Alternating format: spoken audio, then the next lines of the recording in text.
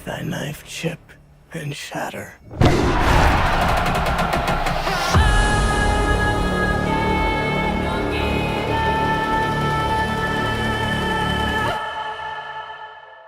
Denis Villeneuve has stuck the fucking landing and then some with Dune Part 2. Dune 2 has all the qualities that made Dune 1 such a sci-fi masterpiece. Immersive visuals, an epic scope, a star-studded cast, a mesmerising score, but it also has higher stakes, a deeper exploration of the story's philosophical themes, and a lot more action. Part 1 was all set up and Part 2 is all payoff. Together they form a pitch-perfect adaptation of Frank Herbert's seminal sci-fi opus that gives life not only to the bizarre worlds that Herbert imagined, but also his profound political and theological subtext. Denis, you brilliant, beautiful son of a bitch, you've done it again.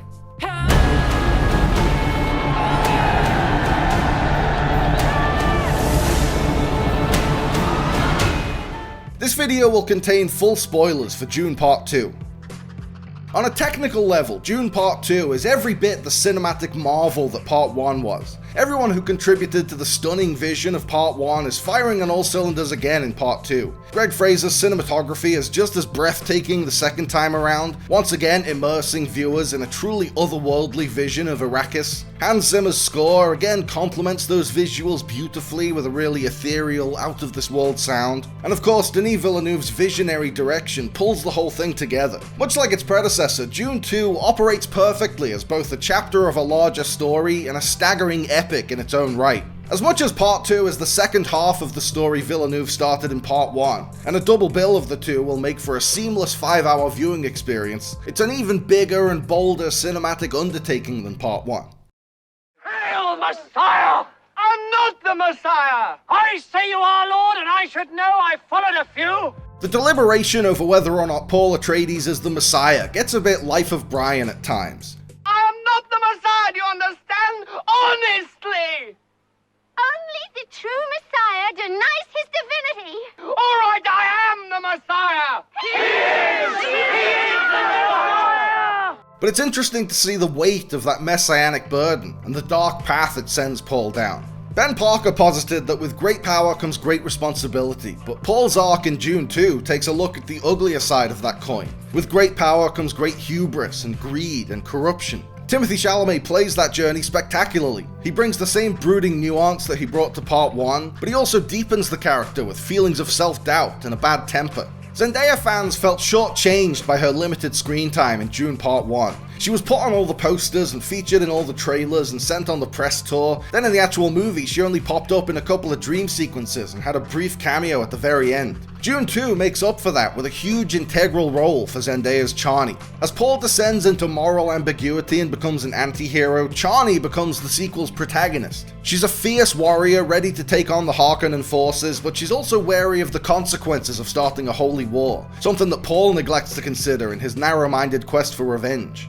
Zendaya plays Chani's relentless badassery on the battlefield and her heartache over Paul dumping her for a princess with equal authenticity. It's not easy to play vulnerability in a tough-as-nails action role, but Zendaya nails it here. Stellan Skarsgård continues to be an appropriately imposing screen presence, essentially playing Baron Harkonnen as the love child of Colonel Kurtz and Jabba the Hutt. Javier Bardem drops the air of mystique Stilgar had in Part 1 and instead plays him as a religious zealot fanboying over the arrival of the Messiah. Charlotte Rampling returns as the Reverend Mother and proves again that while she can project warmth and humanity in her other roles, she's just as adept at playing terrifyingly cold-hearted when the character calls for it. A lot of the exciting newcomers to the ensemble have a frustratingly tiny share of screen time. What was the point of getting Academy Award-winning screen legend Christopher Walken to play the Emperor if he's only going to show up for 5 minutes? And in those 5 minutes, Walken is decidedly unremarkable. He puts about as much effort into playing the big bad of the Duniverse as he did to playing the Angel of Death in Click.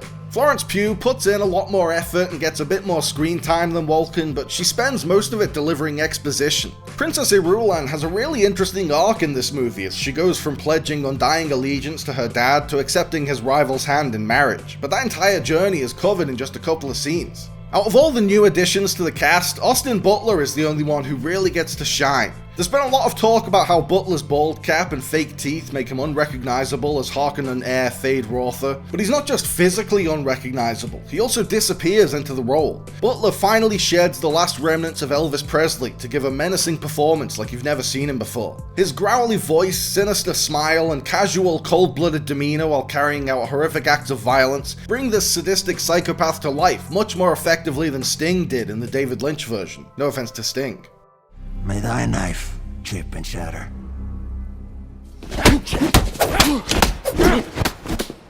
Dune Part 2 has twice as much action as the first one.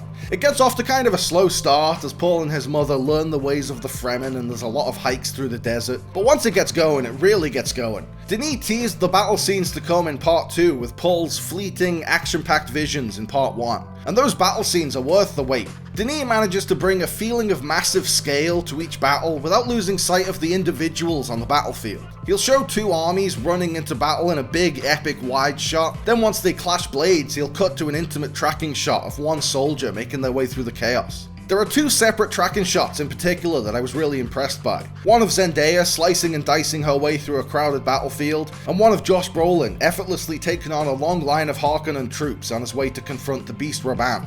It reminded me of that one shot of Jon Snow in the Battle of the Bastards episode of Game of Thrones. It puts you right in their shoes in the heat of battle.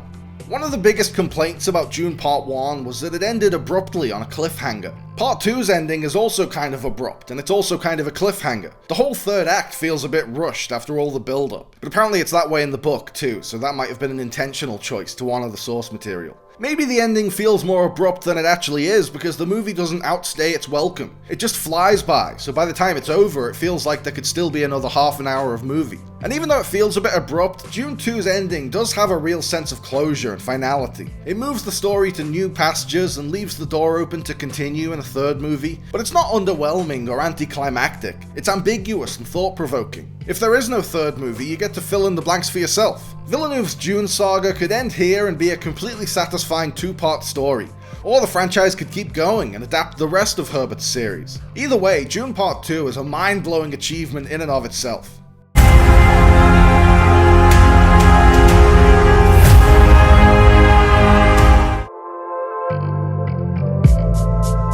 Thanks for watching, guys. I hope you liked the video. Remember to like and subscribe and click on the little bell. And also seize the day and call your mom and be kind to yourself.